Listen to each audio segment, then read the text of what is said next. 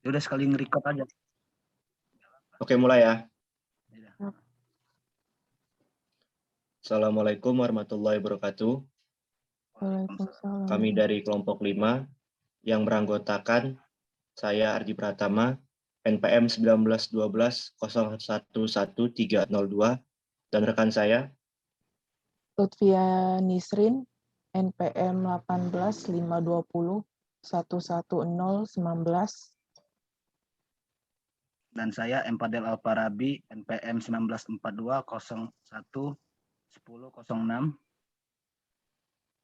Saya M. Fazil Marandano, 1842-011039.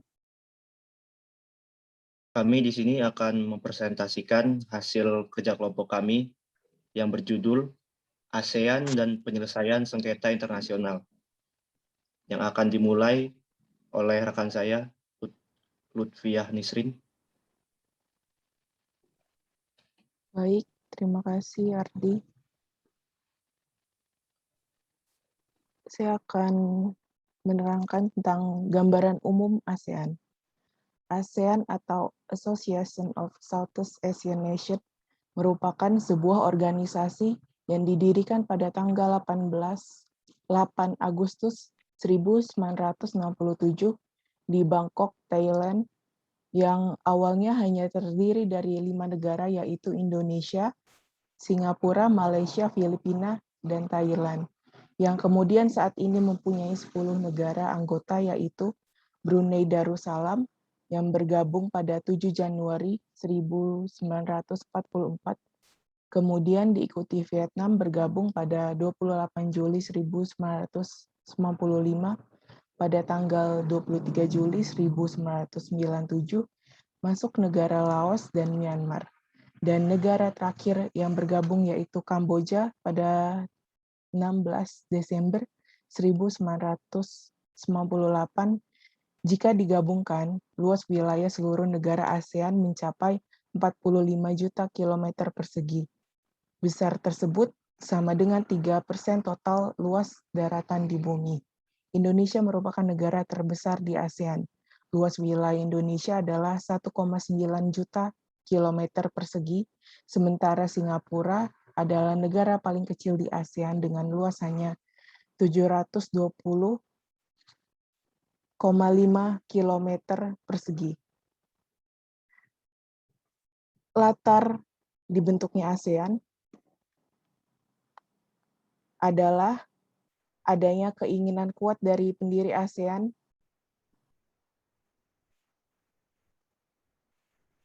untuk menciptakan kawasan Asia Tenggara yang damai, aman, stabil, dan sejahtera. Hal tersebut mengemuka karena situasi di kawasan pada era 1960-an dihadapkan pada situasi rawan konflik, yaitu perebutan pengaruh ideologi negara-negara besar dan konflik antara negara di kawasan yang apabila dibiarkan dapat mengganggu stabilitas kawasan sehingga menghambat pembangunan.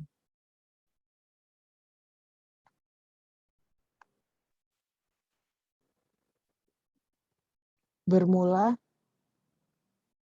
dari keinginan untuk menciptakan kawasan yang damai tersebut, pada 8 Agustus 1967, 5 Menteri Luar Negeri yakni Adam Malik dari Indonesia, Narciso Eramos dari Filipina, Tun Abdul Razak dari Malaysia, S. Rajaratnam dari Singapura, dan Tanat Koman dari Thailand duduk bersama di aula utama gedung Departemen Luar Negeri di Bangkok, Thailand. Pertemuan itu dilaksanakan untuk membangun kerjasama masa depan hubungan 5 negara di kawasan Asia Tenggara. Negara-negara penandatangan deklarasi ASEAN atau deklarasi Bangkok tersebut menginginkan sebuah kerjasama untuk mencapai pertumbuhan ekonomi, perkembangan sosial budaya, serta perdamaian dan stabilitas di kawasan dalam wadah ASEAN. Tujuan dibentuknya ASEAN adalah untuk menciptakan pemeliharaan peningkatan perdamaian, keamanan, ketahanan, dan kawasan bebas senjata nuklir dan senjata pemusnah massal. Selain itu, ASEAN menciptakan kerjasama di bidang perdagangan, penanaman modal, ketenaga kerjaan, pengentasan masyarakat dari kemiskinan, dan pengurangan kesenjangan pembangunan di kawasan ASEAN.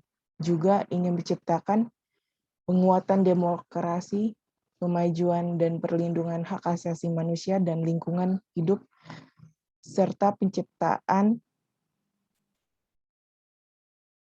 lingkungan yang aman dari narkoba. ASEAN mengembangkan sumber daya manusia, meningkatkan partisipasi masyarakat dan kesejahteraan rakyat. Dalam perkembangan berikutnya, ASEAN memajukan identitasnya dengan meningkatkan kesadaran yang lebih tinggi akan keanekaragaman budaya dan warisan kawasan, serta meneruskan peran proaktif ASEAN dalam kerjasama dengan negara mitra wicara, yaitu negara dan organisasi internasional yang menjadi mitra kerjasama ASEAN di berbagai bidang. Selanjutnya akan diteruskan oleh rekan saya, Ardi. Yang kedua, ketentuan hukum penyelesaian sengketa internasional dalam kerangka ASEAN. ASEAN, preambul pada deklarasi Bangkok yang memuat tujuan ASEAN yaitu meletakkan dasar atau fondasi yang kokoh untuk memajukan kerjasama regional, memperkuat stabilitas ekonomi dan stabilitas sosial, serta memelihara suatu perdamaian dan keamanan di kawasan Asia Tenggara.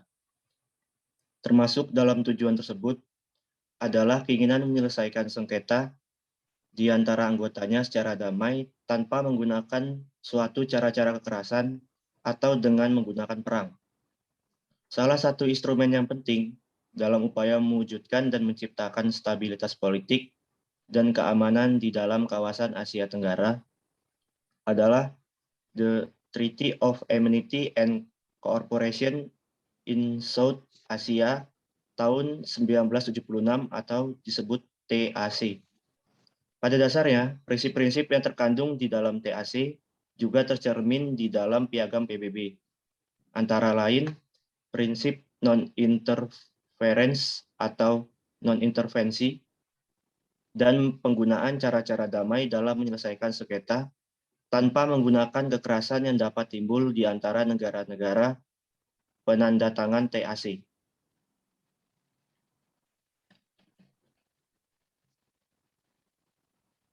Yang kedua, sementara Second Protocol Amending the Treaty of Amity and Cooperation in Asia tahun 1998 atau disebut Protokol Kedua Amandemen TAC yang ditandatangani para menteri ASEAN dan Papua Nugini di Manila tanggal 25 Juli tahun 1998 menjadi titik awal perluasan ASEAN.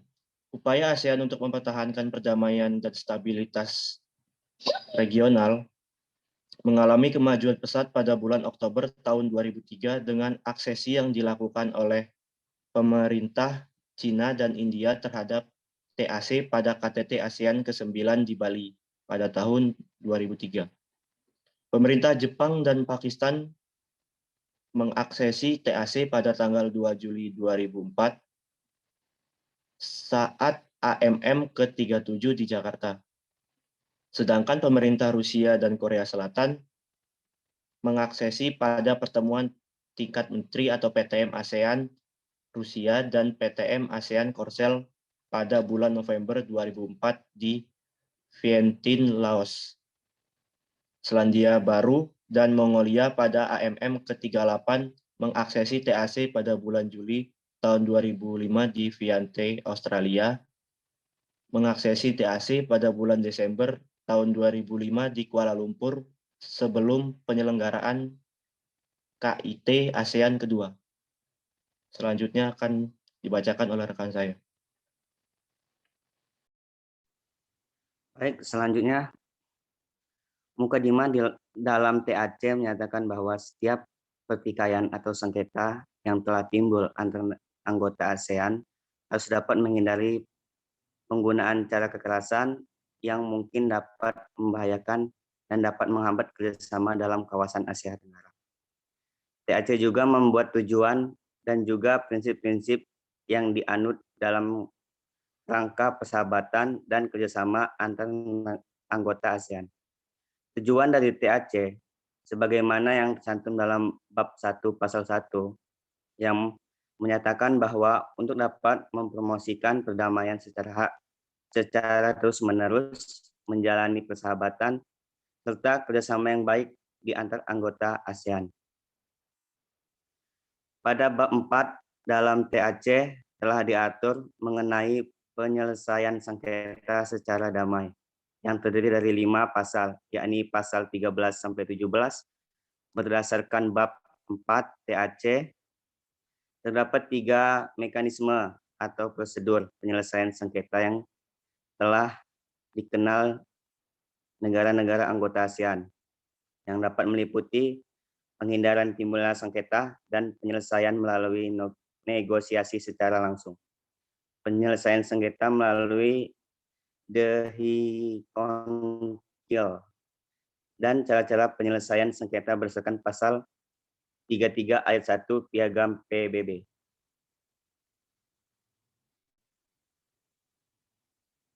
Piagam ASEAN.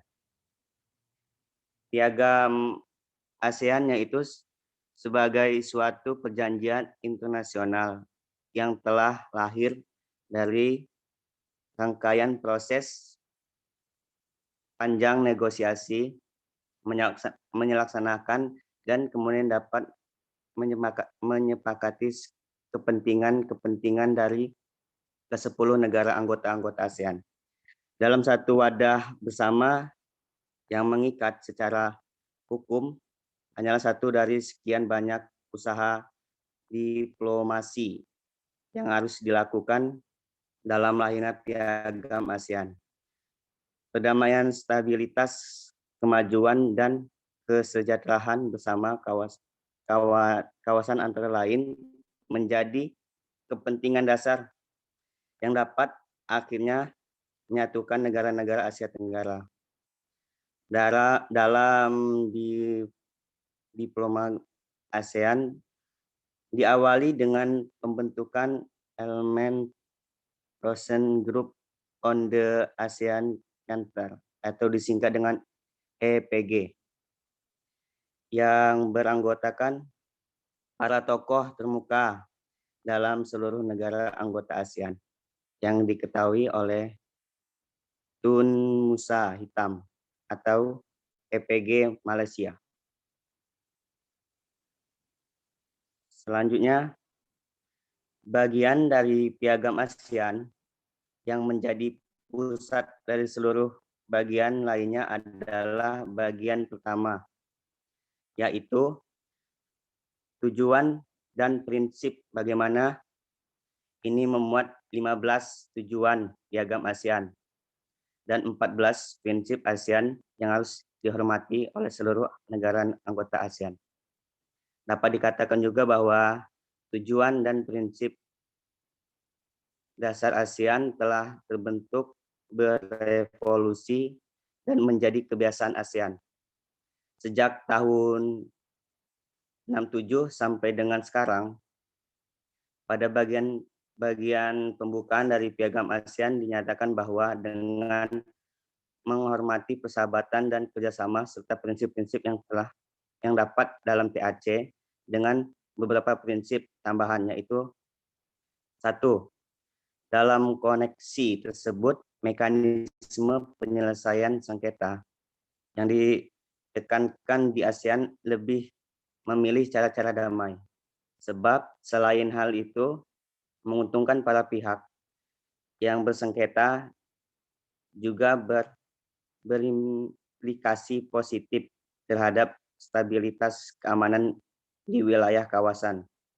Selain itu, faktor sejarah ASEAN yang lahir karena keprihatinan yang timbul kala itu dengan negara-negara kawasan ini sangat rentan konflik yang melibatkan kepentingan negara-negara besar pasca Perang Dunia Kedua hingga Asia Tenggara pernah dijuluki sebagai Balkannya Asia.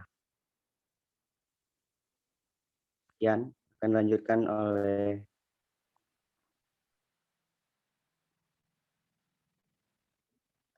Selanjutnya, dalam ketentuan pada pasal 28 Piagam ASEAN ditegaskan kecuali yang diatur sebaliknya dalam piagam ini, negara-negara anggota berhak untuk beralih ke cara-cara penyelesaian sengketa secara damai seperti tercantum dalam pasal 33 ayat 1 dari Piagam Perserikatan Bangsa-Bangsa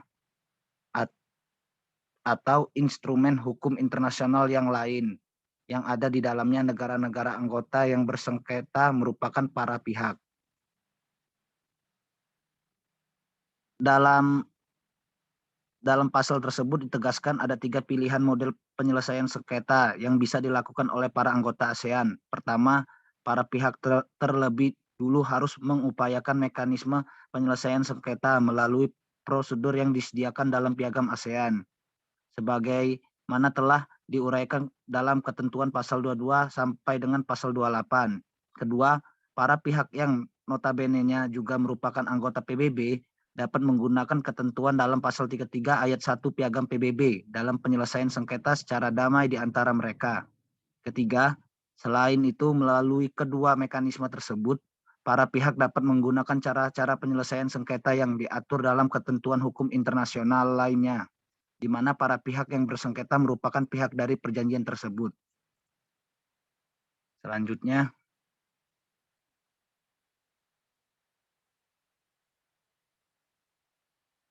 ASEAN dalam penyelesaian sengketa internasional.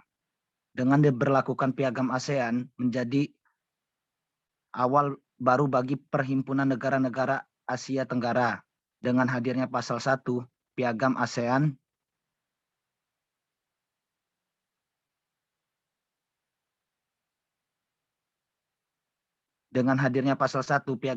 yang menyatakan bahwa kewajibannya negara anggota menjaga keamanan, perdamaian, dan kemakmuran kawasan. Berdasarkan pasal ini, ASEAN mempunyai kewajiban untuk turun tangan, misalnya dalam sengketa kuil Preah Vihear antara Kamboja dan Thailand, dengan meminta pertanggungjawaban kedua negara untuk menjaga perdamaian kawasan. Tentu saja harus dibarengi dengan penerapan tata tertib yang tertuang dalam TAC sebagai pendukung di dalam menyadarkan para sedang bersengketa bahwa pentingnya setiap anggota menempuh jalan-jalan kekerasan ASEAN menghadapi tantangan dalam penyelesaian sengketa kuil Preah Vihear. ASEAN menganggap ancaman domestik lebih berat dibandingkan dengan sudut pandang negara anggota ASEAN. Doktrin ini muncul sebagai bentuk kesadaran masing-masing negara anggota yang pada tingkat domestik masih rentan terhadap ancaman internal berupa kerusuhan hingga kudeta.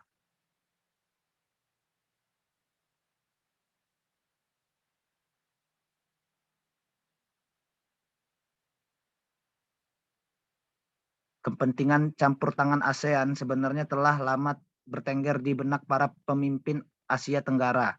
Setiap kali masalah internal anggota menyeruak, ASEAN tak memiliki otoritas campur tangan layaknya aliansi serupa di Uni Eropa.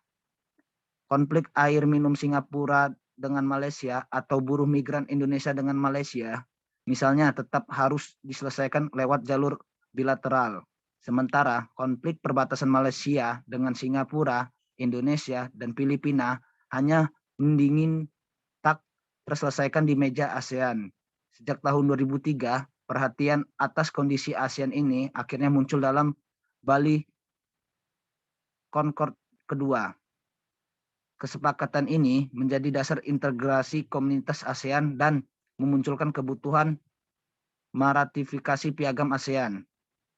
Namun Piagam ASEAN yang baru saja diratifikasi oleh ke-10 negara anggota ASEAN tetap teguh menyantumkan kesepakatan untuk tidak mencampuri kedaulatan masing-masing negara.